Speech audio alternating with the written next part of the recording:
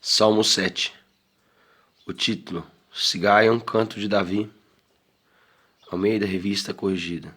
Com relação a tudo que podemos reunir das observações de homens eruditos e da comparação deste salmo com o único Sigai da palavra de Deus, Abacuque, capítulo 3. Esse título parece significar canções variáveis, com o que é associada a ideia de consolo e satisfação. Parece ser provável que Cushi, o benjamita, fora a Saul para acusar Davi de conspiração e traição contra a sua autoridade real. Este salmo pode ser chamado de canção do santo difamado. Até mesmo este mal, tão nevrálgico, pode fornecer material para um salmo. Versículo 1: Senhor, Deus meu, em ti me refugio. O assunto aqui é aberto como um relacionamento de confiança em Deus. Seja qual for a emergência de nossa condição, jamais poderemos considerar inadequado manter nossa confiança em Deus. Senhor, Deus meu por uma aliança especial, selada pelo sangue de Jesus e homologada em minha alma por um senso de união a Ti, e somente em Ti coloco minha confiança, mesmo agora, em meu doloroso sofrimento. Eu tremo, mas minha rocha não se move. Nunca será certo desconfiar de Deus, e confiar nele jamais será vão. Charles Haddon Spurgeon. Versículo 2: Para que ninguém como leão me arrebate. Havia um entre os inimigos de Davi que era mais poderoso que o restante. Deste inimigo ele busca livramento premente. Talvez fosse Saul, seu inimigo da realeza, mas em nosso caso há um que ronda como um leão, buscando a quem possa devorar. A respeito de quem deve ser mencionado em nosso clamor por socorro, livra-nos do diabo, do mal. Charles Haddon Spurgeon. Li sobre algumas nações bárbaras que, quando o sol brilha quente sobre eles, atiram flechas em direção ao sol. Assim faz os homens perversos com a luz e o calor da santidade. Jeremiah Burroughs. Despedaçando-me, não havendo quem me livre. Este é um tocante retrato de um santo entregue à vontade de Satanás. Isto fará as entranhas de Jeová ansiarem. Um pai não consegue ficar em silêncio quando um filho corre tal risco. Seria bom nos lembrarmos de que esta é uma descrição do perigo ao qual o salmista foi exposto por línguas difamadoras. A difamação deixa o rastro de uma calúnia, ainda que seja completamente refutada. Considerando que Deus tenha sido difamado no Éden, nós certamente seremos caluniados nessa terra de pecadores. Desejando viver sem sermos difamados, devemos esperar o dia em que chegaremos ao céu. Charles Haddon Spurgeon. Versículo 3: Senhor, meu Deus, se eu fiz o que me culpam, se nas minhas mãos há iniquidade. Joséfo nos conta sobre Apolinário que, ao falar sobre judeus e cristãos, afirmava que eram mais tolos que qualquer bárbaro. E Paulo Fágios relata uma história de um egípcio que disse sobre os cristãos: eles eram um ajuntamento das pessoas mais asquerosas e lascivas. E sobre o guardar do sábado ele disse: eles tinham uma doença que os afligia de modo que resignadamente descansavam no sétimo dia devido à doença. Jeremiah Burroughs. Os aplausos do perverso geralmente denotam alguma maldade e sua crítica implica algo bom. Thomas Watson. Versículo 4. Se paguei com o mal a quem estava em paz comigo.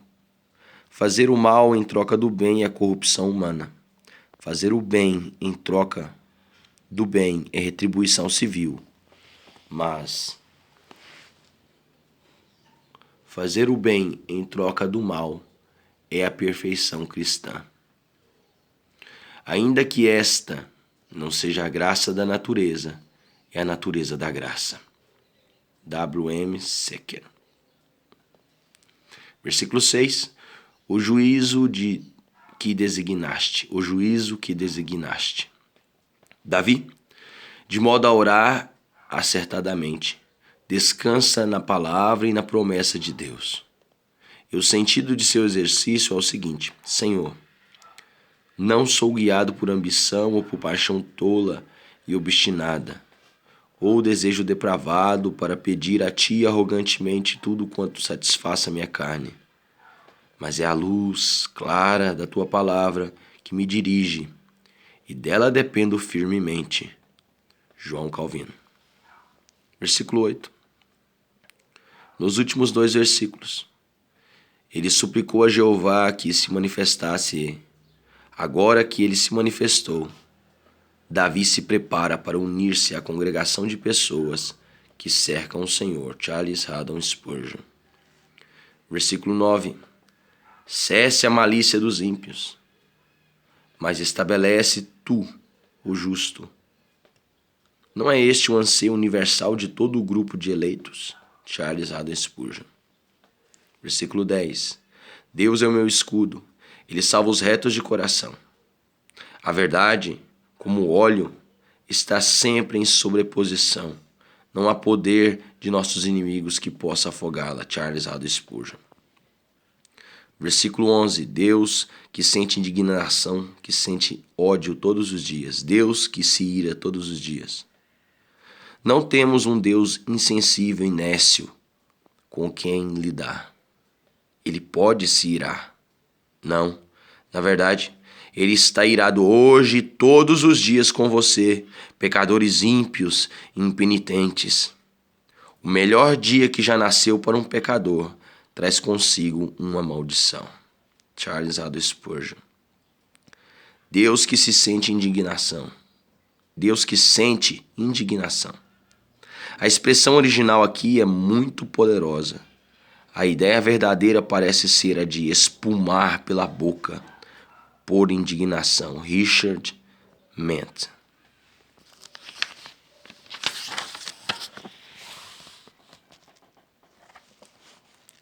Versículo 12. Se o homem não se converter, afiará Deus a sua espada. A espada de Deus tem sido afiada na pedra giratória de nossa perversidade diária. Se não nos arrependermos rapidamente, nos cortará em pedaços. Voltar-se ou queimar-se são as únicas alternativas do pecador. Charles Haddon Spurgeon. Já armou o arco, tem-no pronto. Já armou o seu arco, ele está preparado.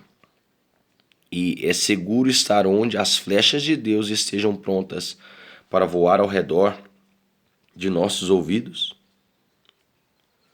Como teve medo o apóstolo de estar no mesmo banho público romano em que estava Cerinto.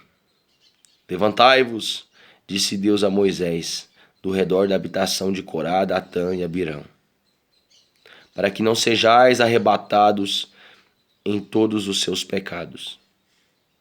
Como as cestas de figos bons sofrem com os ruins. Não é prejudicial ao ouro estar com impurezas? Lewis Stuckley.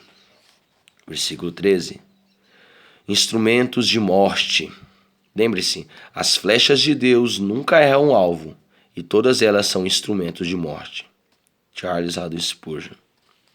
Preparou suas setas inflamadas. A palavra preparar significa algo como queimar em ira e malícia contra o impiedoso. Contra o piedoso. A palavra preparar significa algo como queimar em ira e malícia contra o piedoso. E a palavra traduzida como preparou significa que Deus forjou suas flechas. Ele não as lança aleatoriamente, mas as emprega contra o perverso.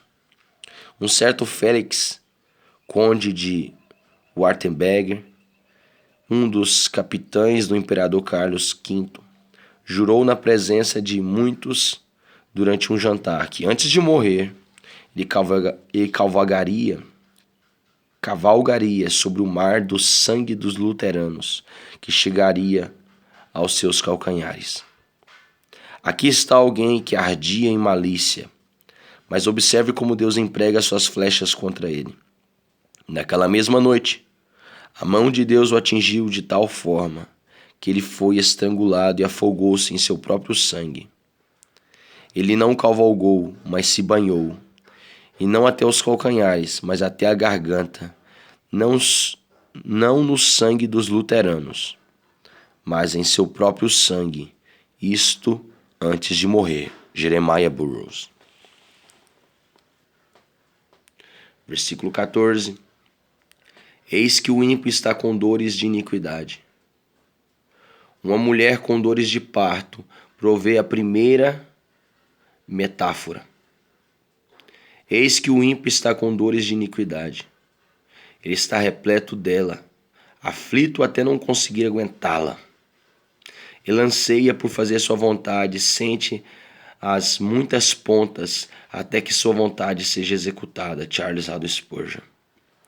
Concebeu a malícia. Ele não foi colocado em contato com ela, nem forçado a colocá-la em vigor. Foi voluntário. Richard Sibbes. Todos sabem que o conhecer ocorre antes das dores, mas aqui as dores, como uma mulher em trabalho de parto, vem primeiro.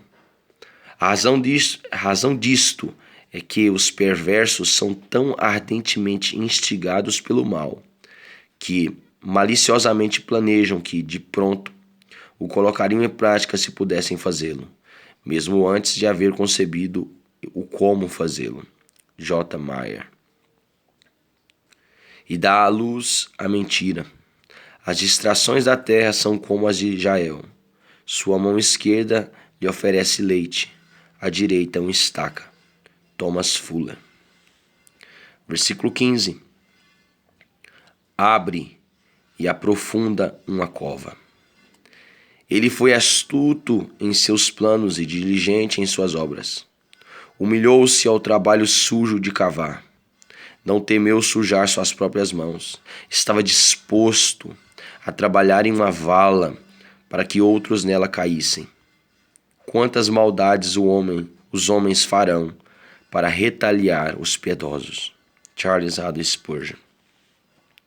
Versículo 16. A sua malícia lhe recai sobre a sua cabeça, sobre a cabeça. As cinzas sempre voam na direção daqueles que as lançam. Charles Haddon Spurgeon.